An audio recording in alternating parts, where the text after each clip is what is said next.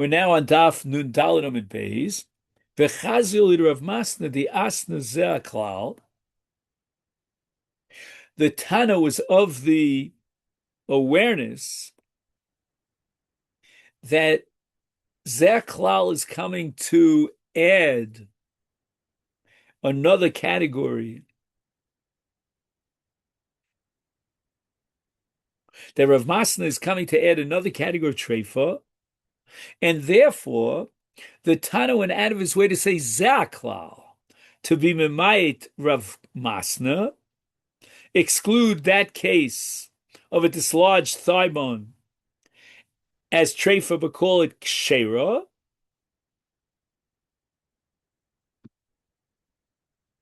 And the Zeh Klal is coming lafuke to exclude that treifa.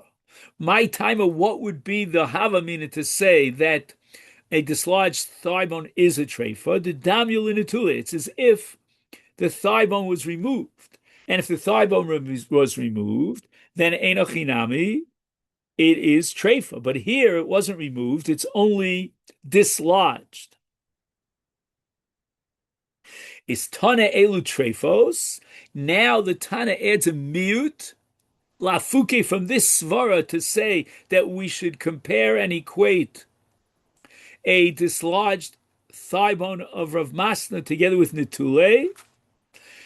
Hanihu de treifa, had Rav Masnik shera. Rav Shimon Lakish is going to come to the opposite conclusion, that we're going to accept Rav Masna because of the miut of the second Mishnah, our Mishnah here, that says Eluk Sheros. Eluk Sheros Dafka. Tana Treifos. The Mishnah had already given us a whole list of Treifos. V'tani Zaklal. And there was a Zaklal which comes to tell me, a ribui, that there are other Treifos that are not on the list. The Chazia in the Mishnah was aware of Rav Masna. But on the other hand, we're not going to equate Rav Masna's case of a dislodged thigh bone with a nuttl where the thigh bone was removed. My time alav linekuve damya, velav lipsuke damya, velav linetule damya. That this case, in the logic of the Mishnah, the case of Rav Masna, is not similar to any of the other categories of treifa of either punctured organs, severed organs, or organs that were removed. Because in this case, the atma was not removed, it was not severed, nor was it punctured. And therefore, one would think that in this case, the animal should be kosher. It's not a treifa because it's not similar to any of the categories of treifos. And therefore, the Tana had to include Rav Masna's case as a treifa, where Tana eluk sheros, in our Mishnah of eluk sheros, which is coming limuute other cases which are not ksheros, hanihudik sheros.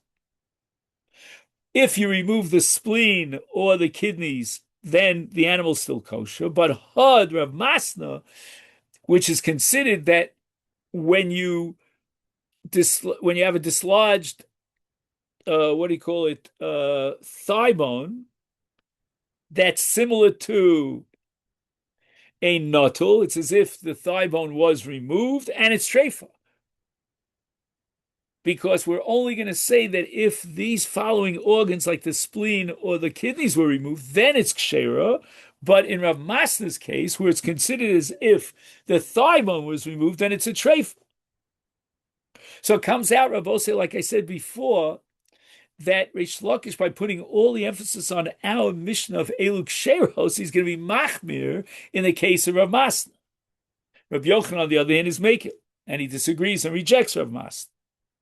Gufa, let's go back to Rav Masna. Rav Masna, buka the atma de shaf mi duchte treifa. Right, the thigh bone popped out of its place in the socket. The animal's a treifa. Rava omek shera, and Rava disagrees, which makes sense because Rava is like Rabbi Yochanan before. The ifsik nive treifa, but everybody agrees, meaning Rava or Rav Masna would agree that if the ligament was actually severed, the animal's a treifa. And we're going to see that we don't paskin like that shita. Hilchasa ifsik namik sheira.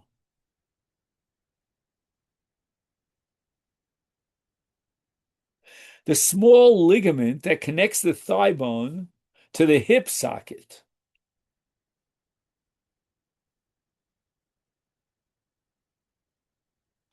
Okay, the Mishnah says Achama Techsar. Now we have to figure out what this Italian Isar is all about because we're talking about the trachea and a place and a piece of the trachea that's missing.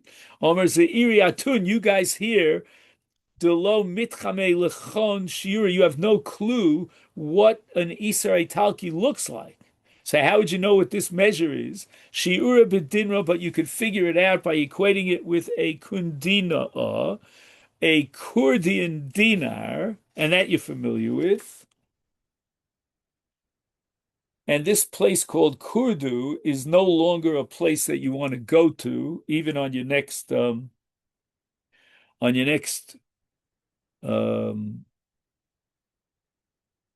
what's called your next voyage, because it's located along the Turkish border. My wife and I went to Turkey way back when. We had a great time. Today, it's not a good time to go to Turkey, I don't think, unless you want to meet up with Hamas. Anyway,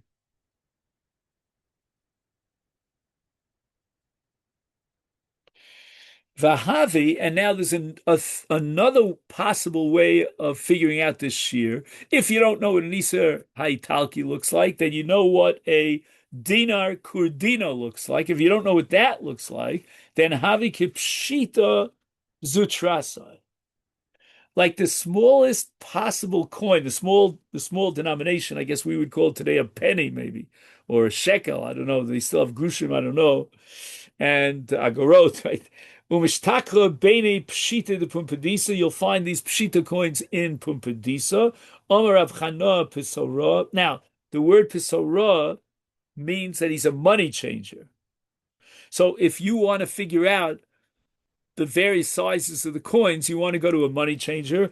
Amar Rav Chana Psora, Ila Minai Havikoi Bar Nafcha. Bar Nafcha is Rabbi Yochanan. His father was a blacksmith. And Rabbi Yochanan came up to Rabbi Chana, who was a money changer, and Rabbi Chana relates or testifies to the fact that when Rabbi Yochanan stood over him, boy mine, he asked me, Dinra Kurdanisa, show me a Kurdian dinar. Why? L'shari beit shreifasa. I want to use it as a measure to determine if there was a trephos in the trachea. Uboy lemekami kame. Now we have a little agadita. Finally, an agadita.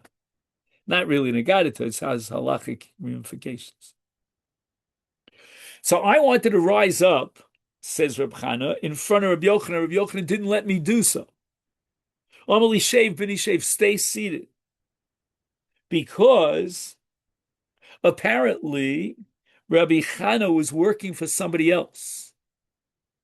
He was actually manning the table for the money changing, but it was owned by someone else, and he was paid per hour of work. And ein bali umnius rashoim lamavnei talmidei chacham b'shas asukim v'lapta. It's gneva if you steal from the time of your Baal Bais who's paying you for the hour, and you take the extra 2 seconds to stand up for a Torah scholar, which is a mitzvah doraisa of Adarta Pnei Zoken, and you're not allowed to do that. Frekti Gemara, is that really so? I'm going to prove to you from a Mishnah in Masechta Bikurim that you do have to stand up, even if you're one of the Bali Umnios, even if you're a tradesman and you're engaged in work. Kol Bali Umnios Omdim Mipneihem, when the Bikurim carriers would bring their bikurim to Yerushalayim, and they would pass in Yerushalayim in front of Baalei Umnios, then the Baalei Umnios were required to stand up in their honor. The Omer Lahem, Achenu Anshe Mokum Ploni Boachem L'Shalom. In any event, we see clearly that you're allowed, even if you're Baalei Umnios, to stand up for someone who's doing a mitzvah and interrupt your work. Says Rabbi Yochanan, we're allowed to stand, even tradesmen, during their work, in front of the Baalei Bikurim, but not in front of a Torah scholar. What's this all about? Rabbi Yossi bar Ovin borei kama chaviva mitzvah b'shaita. The requirement of standing in front of someone who's doing a mitzvah at its right time, he's bringing his bikurim at the right time, is even greater than standing before a Talmid Chacham. Where it says, Mimai, I don't get it. Don't prove anything. Dilma kadesh lo tehei nimtza machshilon loslo. There was a special takana that the Chachamim made a takana. This is based on what's called hefker bezin hefker, that they allowed a tradesman to interrupt his work to rise in front of those who are bringing their bikurim. And why? Why did they make such a takana? So that would encourage them to again make the trip to Yerushalayim in the future. Apparently, which Rashi tells me, but I don't know why, the bearers of bikurim, if they were not greeted warmly with honor, they would refrain from making the difficult trip to Yerushalayim a second time around. Now, in order to understand why this trip to Yerushalayim was so difficult, why they just couldn't get on an Egged bus or take a taxi, the answer is because apparently the government banned the bringing of bikurim. Sounds like Belgium and Mila. Or Rav Nachman kisela ki yoser misela. Oh, now we get to a sugya which is called ad viad bichlal or ad velod bichlal. So first of all, we're talking about a sela in Masechta Olos. A deficient skull means that it's not mitame betumas oel. And Basil state that a hole that's large enough to kill a living person renders the skull deficient. The Gemara in Bechoros on Daf Lamed Ches says that if the hole is the size of a sela, then the skull is deficient and it's not mitame betumas oel.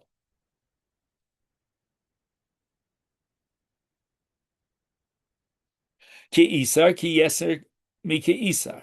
Rav Nachman says that here with regard to trephos, when we say that if the trachea has a hole the size of an isar, it means ki yeser mi ki isar, which means that it's larger than an isar. If it's exactly the size of an isar, then it would not be trefa. So Gemara derives from this alma, we see that Rab Nachman holds ad velod b'chlal, that it means up to a trefa. Up to an isar, it's not trefa. But if it's an isar, exactly an isar, then it's a trefa. Esvei Rav Nachman, I'm going to prove to you from a Mishnah in Masechta Kelim, and we're going to have this Mishnah over and over again, that the Mishnah in Mishnaic literature utilizes the principle of ad ve'ad b'chlal against Rav Nachman that holds ad v'lo ad b'chlal. Rabbosai, are these terms familiar to you? I mean, if you're doing Daf Yomi, then you'll probably have it many, many times in Shas, ad ve'ad b'chlal, ad v'lo ad b'chlal. And now we're going to try to prove from a Mishnah in Kalim that ad ve'ad b'chlal. Okay, so let's talk about a rope. A rope is not a garment, it's not a kli, and therefore it's not makabel tumah. But they used to make their beds from a metal frame, and they would tie onto the metal frame ropes. And the ropes went around and around and around, and this way and that way, and that's how they would put the bedding on top of the rope, and that made a bed. So now you have some extra surplus rope. After they tied up all the rope, they put the bedding down on the bed. You have everything you need.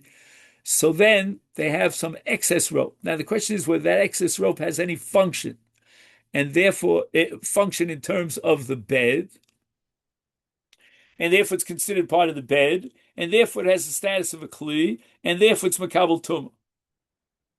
How would it function in the context of the bed? If you want to move the bed from one side of the room to the other, or from up to down, then you would grab onto this excess rope, and it would function to help you with the bed, and therefore it would be makabel tumah. Now, how long of a rope that's hanging down, surplus rope, is still functional and can help you with the bed? If it's yotzim in a mita ad chamisha tfachim, if it's up to 5 tfachim, then forget it. It's not going to help you with the bed. It cannot contract tumah, therefore. It's not part of the bed. My love, says Rava, the simple interpretation of the Mishnah is ad chamisha kilometer. I mean, how long is it tahar? If it is up to 5 tfachim, up to meaning it's lamata, but if it's 5 tfachim, then it would function as a handle for the bed, and therefore it's makabel tumah. So that means we're going with the word ad, and we're assuming ad chamisha. Just 1 second. Ad chamisha is tar. V'ad b'chlal. Just 1 second. Why is it v'ad b'chlal? Because chamisha kilomata. I mean ad chamisha, and chamisha itself is kilomata, and it's tar. Well, the Gemara rejects it. We could defend Rav Nachman and reinterpret the Mishnah that chamisha kilemala, that 5 itself is already makabel tumah. Toshma. Now we have another Mishnah in Kalim. Mechamisha ad asara tameh. If the rope is too long, and it's more than 10 tefachim long, it's not going to function. It's unwieldy. So from 5 until 10, it functions as a handle. It's part of the bed. It's got a shem kli, and it's makabel tumah. My love, shouldn't we assume, the Gemara thinks, asara kilomata, that ad asara, it's tameh, and asara itself is tameh. And that would lead me to the conclusion that the Mishnaic literature is ad viad b'chal. Lo, Gemara rejects it. Asara kilomata. Asara is like, it's too long to be functional, and therefore it's not metame. Toshma, another Mishnah in Kalim, Hadakin. Just 1 second. Yeah. Okay, so we still, Dakin means small. Shebekli cher, small earthenware vessels. Hein v'kar karosein v'dofneim yoshvin shelo misumachim. Whether they're whole or they're broken vessels, bottoms, sides, but they nevertheless could still contain liquid. So they have some function. And they are sitting on a flat surface without any support. Shi'uron b'chdei sichas koton.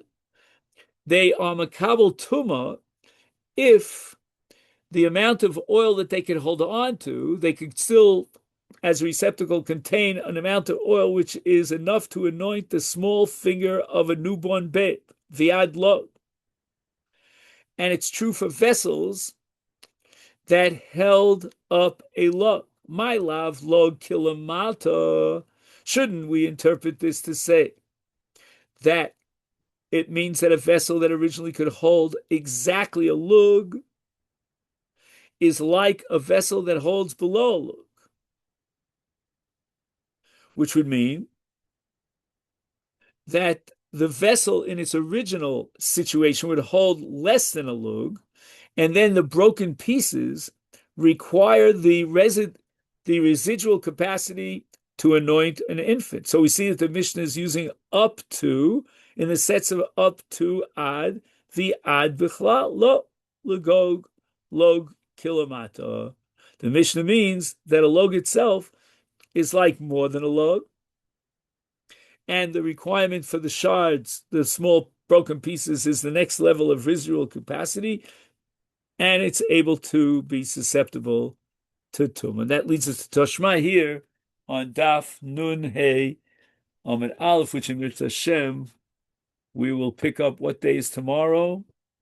Tomorrow is Tuesday. So that means 9:30 tomorrow. Correct? Okay then. Have a great day. Thank you so much.